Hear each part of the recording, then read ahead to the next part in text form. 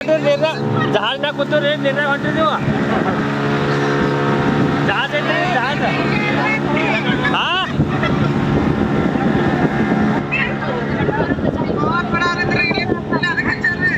ಗೋವಾಕ್ಕೆ ಹೋಗಿ ಬಂದೀಗ ಇದಕ್ಕೆ ಕಿಲಾಗ ಬಂದವ್ರಿ ಜಹಾಜ್ನಾಗ ಹೊಂಟಿದ್ವಿ